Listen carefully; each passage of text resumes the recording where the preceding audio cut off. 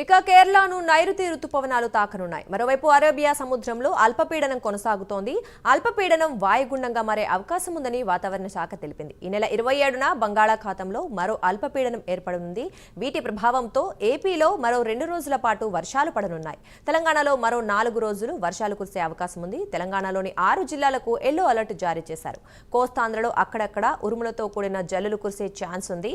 1-2 చోట్ల భారీ వర్షాలు పడే అవకాశం ఉంది. ఎన్టీఆర్, గుంటూరు, పల్నాడు, కృష్ణా జిల్లాల్లో భారీ వర్షాలు పడే అవకాశం ఉందని వాతావరణ శాఖ తెలిపింది. పలు చోట్ల పిడుగులతో కూడిన వర్షాలు పడే అవకాశం కనిపిస్తోంది. ఇదే విషయానికి సంబంధించి మరింత సమాచారం మా కరెస్పాండెంట్ చంద్రశేఖర్ అందిస్తారు. చంద్రశేఖర్, చెప్పండి.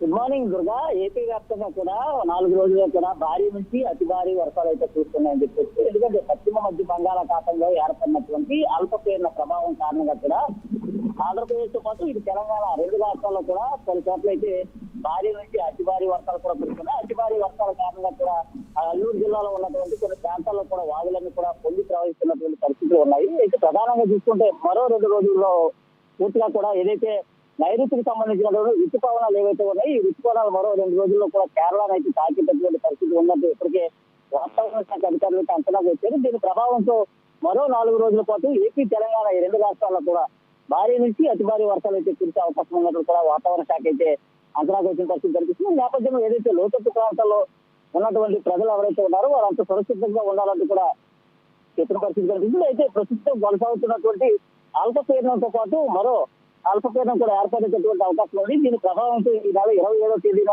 మరో అల్పపీడనం కూడా వచ్చేటటువంటి అవకాశం ఉన్నట్లు చెప్తున్నారు. ఆ అల్పపీడనం కాస్త వాయుగుండంగా కూడా మారేటటువంటి అవకాశాలు ఉన్నాయంటూ కూడా ఇప్పటికే వాతావరణ శాఖ అధికారులు అయితే అంచనా వేశారు. దీని ప్రభావంతో ఇటు ఆంధ్రప్రదేశ్, తెలంగాణలో కొన్ని ప్రాంతాల్లో కూడా మోస్తారు నుంచి భారీ వర్షాలు అయితే కురిసే అవకాశం ఉన్నట్లుగా వాతావరణ శాఖ అధికారులు అయితే అంచనాకు వచ్చారు. దీని ప్రభావంతో ఏదైతే అల్లూరు జిల్లాతో పాటు ఇటు ఉత్తరాంధ్ర, కోస్తాంధ్ర, రాయలసీమ ఈ ప్రాంతాలతో పాటు పల్నాడు, ఏలూరు, గుంటూరు, తిరుపతి, తెనాలి ఈ ప్రాంతాల్లో కూడా భారీ వర్షాలు అయితే పడేటటువంటి అవకాశం ఉంది. అలాగే ఇటు తెలంగాణ చూసుకుంటే 6 జిల్లాలకు మాత్రం ఇప్పటికైతే ఎల్లో అలర్ట్ అయితే జారీ చేసిన పరిస్థితి కనిపిస్తుంది. ఇటు చూసుకుంటే ఇటు ఆంధ్రప్రదేశ్ సంబంధించినటువంటి కొన్ని ప్రాంతాల్లో కూడా హెచ్చరికలు అయితే జారీ చేశారు. ప్రధానంగా చూసుకుంటే ఈ వర్షపాత ప్రభావం కారణంగా కూడా ఎక్కడ ఎటువంటి సమస్యలు కానీ లేకపోతే ప్రాణ నష్టం, ఆస్తి నష్టం జరగకుండా అన్ని రకాల చర్యలు తీసుకోవాలంటూ కూడా ఇప్పటికే ఏపీ సీఎం చంద్రబాబు అయితే ఎప్పుడు పరిస్థితి కనిపిస్తుంది.